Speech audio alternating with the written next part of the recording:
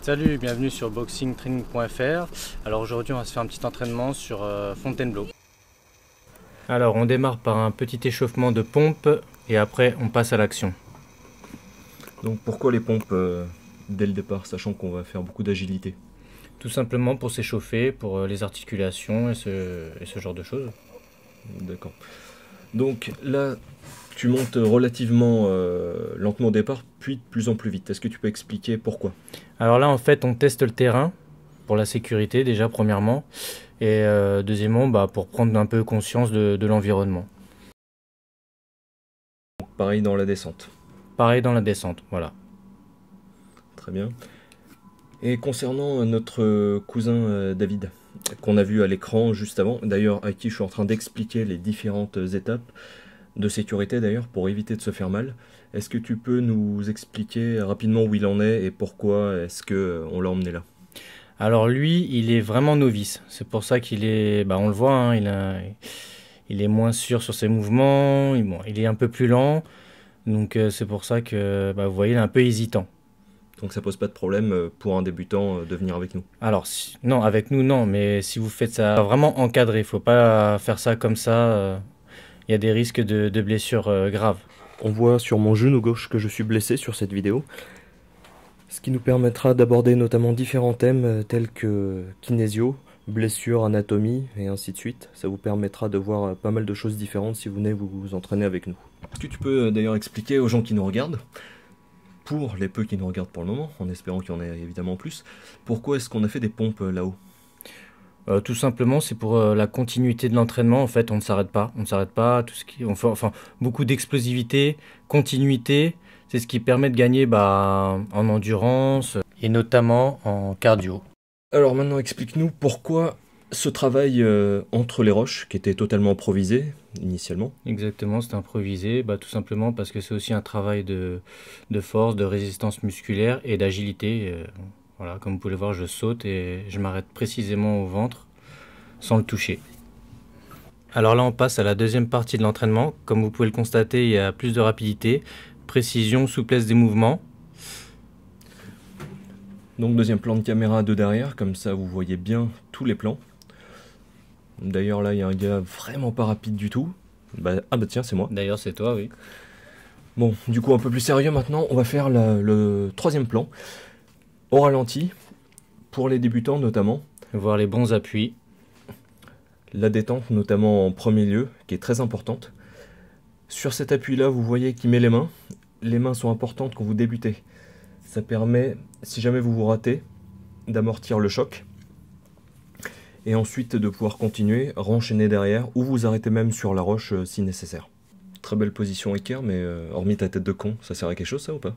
Pas vraiment, non. Ok, donc là tu refais la même chose que moi, c'est ça, t'as aucune... J'essaie de faire mieux en réalité, et je pense que c'est vraiment mieux. Regarde ma position. Ouais, c'est pas faux, même le caméraman n'arrive pas à suivre. Alors, comme vous pouvez le voir, là par exemple on est à Fontainebleau.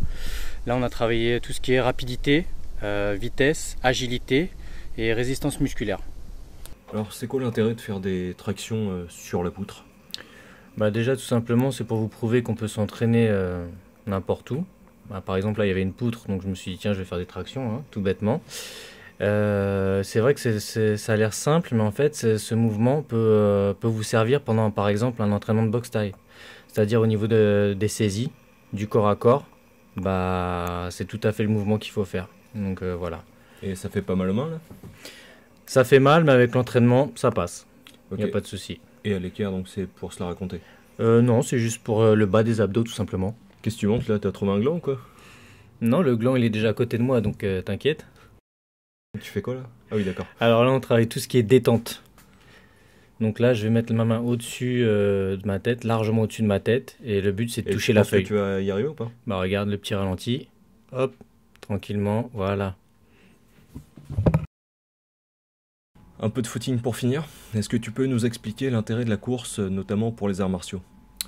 Alors oui, moi je fais beaucoup de cardio justement parce que je fais pas mal de sparring.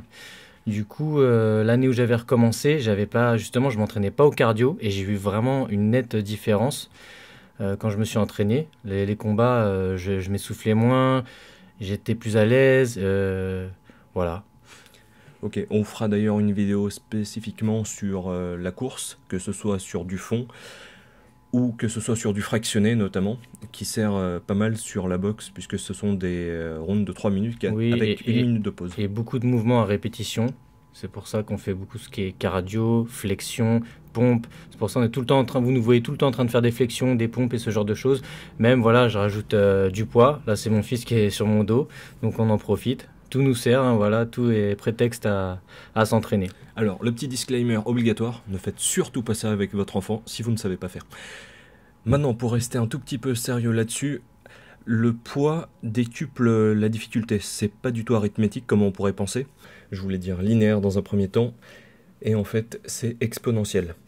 Après les flexions, on enchaîne un peu sur les fentes pour diversifier un petit peu les mouvements. Donc là, pareil, je me rajoute un poids pour ajouter une difficulté. Chose que vous ne ferez bien évidemment pas, surtout pas si c'est un enfant, encore une fois. On ne veut pas avoir de problème avec des parents qui viennent déposer plainte contre nous. Et là, explosivité, après les fentes, hop, une petite course pour terminer. Bon, voilà, donc on a fini l'entraînement pour aujourd'hui. On vous a montré quelques éléments que vous pouviez faire vous-même, c'est surtout ça qui était important. En tout lieu, en toutes circonstances, il y a toujours une manière de s'entraîner, quelle qu'elle soit. Donc aujourd'hui c'était les rochers de Fontainebleau, la prochaine fois ce sera peut-être à la mer, ce sera peut-être ailleurs. On verra un petit peu puisque on est en été, on a des possibilités de bouger à droite à gauche grâce à nos partenaires qu'on vous présentera bientôt.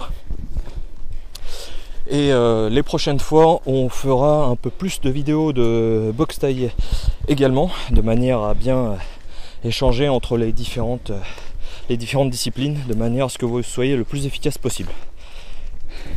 Voilà. Un petit mot pour la fin. Voilà. Fatigué, mais ça fait vraiment du bien. Comme vous dit, mon cousin vous disait, prochaine vidéo, sûrement à la mer, en mode boxe thaï. Voilà, boxingtraining.fr. Voilà, bonne soirée.